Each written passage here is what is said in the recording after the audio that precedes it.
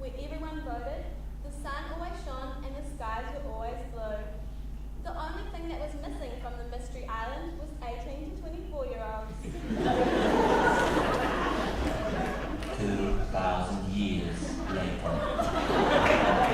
An old treasure map has fallen into the hands of that same young boy's great-great-great-great-grandson, James Comer, who has now taken it upon himself to find the island that John never could. If the stories that have been passed down through my family for generations are true, this map should lead me to an island of ultimate democracy. I remember my grandfather saying that this perfect democracy would not be successful without the 18 to 24-year-olds. So my mission is to bring that demographic to this island. But first, I need a crew. I know I need the most ferocious and determined ladies of the sea, and I know exactly where to find them. Welcome aboard Commander Alex Higby, Lieutenant Natalie Dawn King, and the rest of my crew, the Oracle crew. Now that Captain Comer had found the perfect crew to embark on his venture to the mystery island of democracy, he needed to find some adventurers to come aboard the boat. Our target public was the 18 to 24-year-olds in Hamilton. We chose to target the Hamilton electorate because of the condensed population of 18 to 24-year-olds in this area. But how are we going to get such a typically lazy demographic to join in such a cause? Particularly when in 2011, only 68% of this group actually voted. We decided,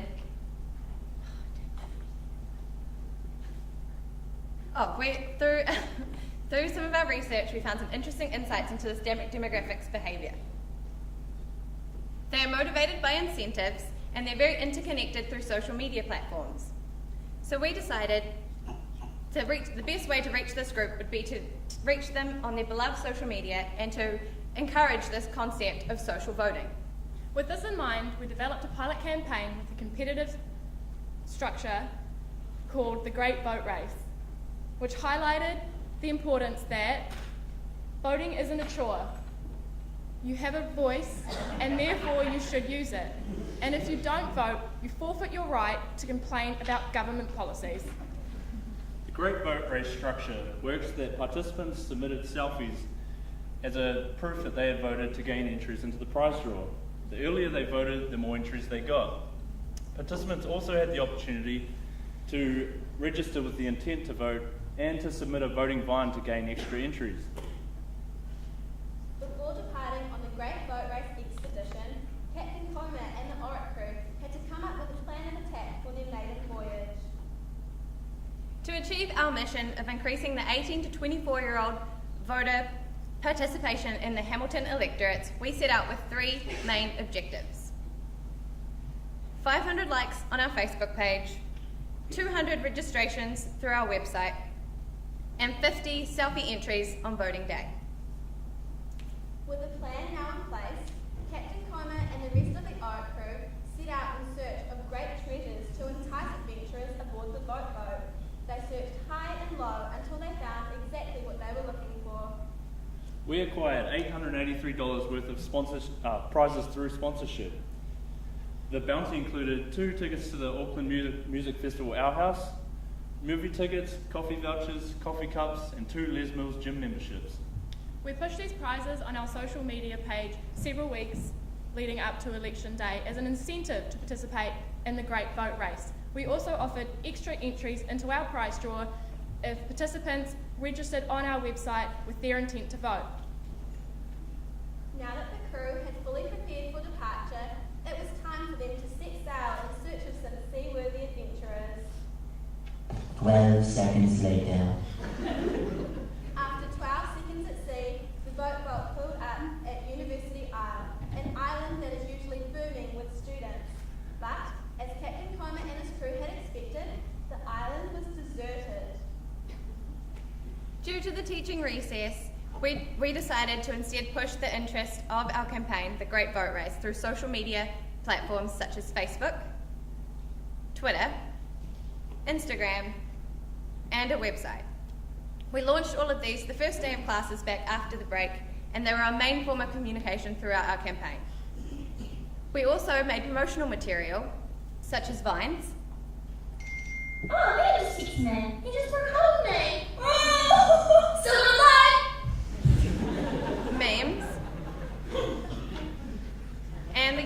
our unique hashtag, the Great Vote Race. Keeping in mind we did not actually pay for any of our Facebook promotion, our campaign was actually still quite successful with an average reach of 1,000 Facebook users finding our posts. Captain Comer and the Oric crew considered leading smaller ships to the island, but a whirlpool meant that the smaller boats might get lost at sea, so the boat set out in a different direction. The boat now targeted individuals instead. We found that lone sailors were more willing to sign up to the Great Boat Race as the prizes seemed more attainable. The passengers started piling on board, and the Great Boat Race started to gain real momentum. Part of our message was this concept of social voting. So we encouraged individuals to get out there, make their vote, and share it online. To be eligible for any of our prizes, voters and sailors needed to submit photo evidence of them voting with the Great Vote Race hashtag included. Captain Comer and the Oric crew thought it would be smooth sailing from here, but when the adventurers were given the chance to explore the deep waters of social media, most of them were afraid of being attacked by sharks. Because 18 to 24-year-olds are a typically lazy demographic, we changed our competition into a race of time. Posting selfies seemed like the best course of action, as this demographic was less self-conscious and more willing to participate. This year's election had an early voting period of 2 weeks, and we offered extra entries into our prize draw the earlier our sailors voted. This tactic worked really well, with most of our entries coming during the early voting period or early on voting day. At sea for 4 weeks, the Oric crew thought they were seeing a mirage when University Isle reappeared on the horizon. This time around, the island was full of students, so Captain Comer decided to lower his anchor and stay for 5 days. Coming into the final week before Election Day, we took a face-to-face approach with our busy campus. We got physical registrations that outweighed the number we had already received through our website, with a total of 166 adventurers keen to sail on the vote boat. Now that the ship was full, Captain Comer, his crew, and 166 adventurers sailed the final leg of the Great Boat Race until they finally arrived at the mystery island of democracy. Happy with the success of the Great Boat Race expedition, Captain Comer and his crew took a minute to look back on their adventure. Our Facebook page generated over 400 likes over the course of our campaign, and our Instagram gained 29 followers. Our Twitter account was followed by former Labour leader, David Cunliffe.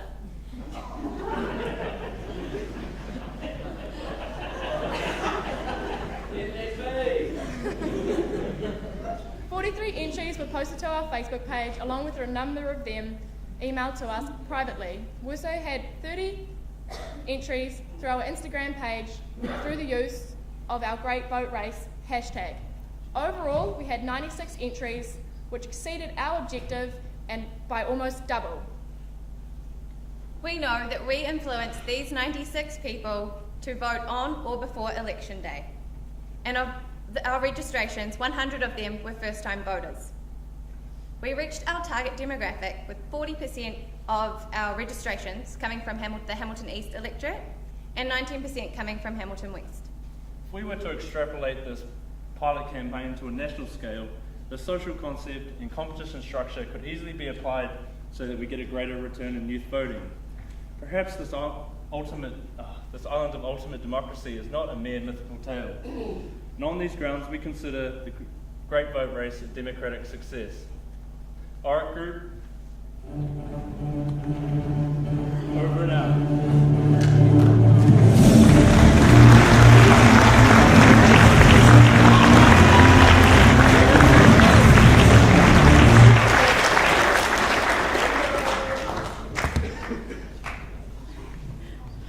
Very good. Excellent presentation. The sort of idea was fantastic. Started off with a laugh, it was very good. I guess the idea of the combining social media with the incentive, I thought was very good. I guess I just wonder, in terms of the message that you want to get across, apart from the fact that you want to get voted early and sold, how do you get the message that you had earlier on about if you don't vote, you can't campaign kind of thing? So those pictures that we had up there, they were memes that we used on our Facebook page. So basically there was a series of them that we'd come up with at the beginning of our campaign, which all were along the lines of, if you don't vote, then you don't have the right to complain, you know, using your voice to be a part of the democratic society, but sort of transformed it into a fun concept where the memes are designed to be a group perspective, so Okay, that's very good. I think just this is a comment more than anything. In the end, I think it seems it's great, but also I think people have to have a good motivation to kind of follow through. Yeah. I think that will just be an overall comment that I will make. Very good. Thank you.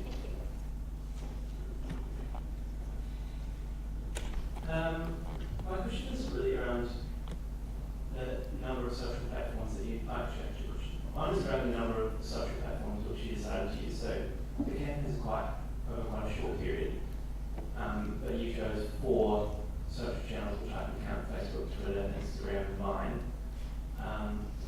Do you think that choosing 4 added value, or do you think that you could have achieved the same results by just choosing 1 and executing it better? It's actually not. It wasn't actually that hard to monitor the 4 social media sites. I mean, just from your cell phone, you could easily jump onto your Vines account. You could jump onto your Twitter account, check that, to keep that all updated. So it wasn't that hard. We also had 2 people assigned to our Facebook page, which we knew would be our, we would have the majority of our people who would be interested in our campaign. So we definitely had a lot more attention focused onto our Facebook page. And we tried our best to kind of get people going with our Vines and our Twitter account, which proved to be the most difficult, which we knew from research would be the most difficult, as it's not as popular as the other 2. But we just took that on board and just thought that the more the merrier. If we can do the other social media sites, why not? It was quite a lot of us. Also, we just pushed most of our stuff on Facebook, like the memes and whatnot, and those other 3 were really used to really measure it. So like, you could post your selfie on any platform and would receive it. So it's really a good way of measuring it, because people could choose either platform to deliver the selfies. I'll be greedy because I'm going to know one.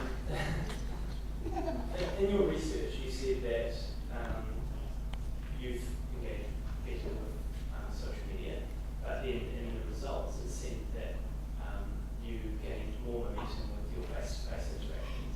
I just wondered if you had any thoughts on that at all, and whether you would do it differently in the future.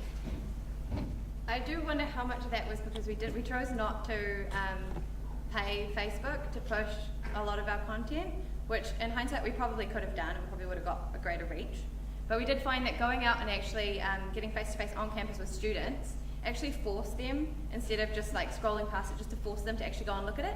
And then they went to the social media after the fact and used that, and then like entered our competition after the face-to-face thing had happened.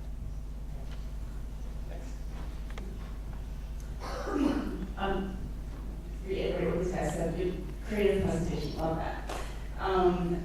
My question's around your objectives and the measurement of it. I'd like to understand a little bit more about that. Your campaign goal was to increase voter participation. So I'm thinking if it's increase, then you need to have a measure of people's intentions to vote now. You have your campaign and then you measure. Did we actually increase that? And I think the only statistic I see are kind of the overall within the entire city of Hamilton, 18 to 24-year-olds, what the increase was, which is unrealistic to release that statistic. So I want to understand more about how you really measured that you guys made an impact on those people that you touched.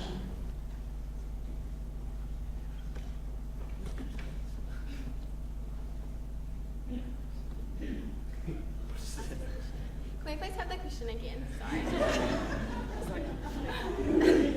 So, yeah, good question. So it's around understanding if you achieved your goal, really. So your campaign was to increase, your goal was to increase voter participation. So if you're going to increase something, you need to have the people that you've touched in your campaign, you need to have that that measurement? What is their participation now? And we know some people in this age group have never participated before because they couldn't. And then what is participation after?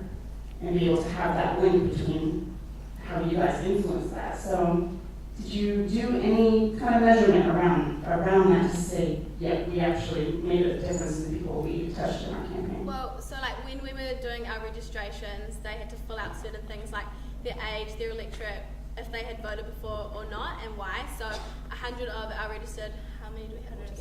166. 100 of them were all first-time voters, and yeah, so we're not sure if all of them voted, but we do know because we cross-correlated the results with the people that registered that some of those people that hadn't voted before had indeed voted. So I guess it was quite hard to tell if we definitely impacted, but I guess you could say that the same with all the campaigns, with the amount of stuff that's out there already around elections. It's on the TV, it's in the media all the time. It's literally all you hear about the whole month leading up to elections. So we can say that we did, however, but we're not going to know 100% that we actually made them do it, because we definitely know the only birdie in the air, I guess you could say. I think the other thing to think about is that we don't have the specific results as to age demographics or voter participation in Hamilton as such yet, which obviously those statistics would have helped us understand a little bit more about those goals. So yeah.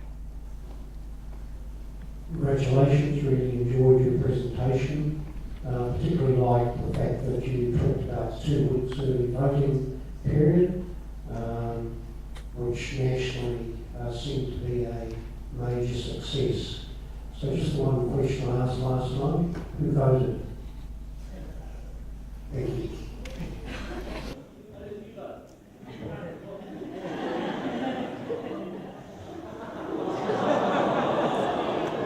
Here we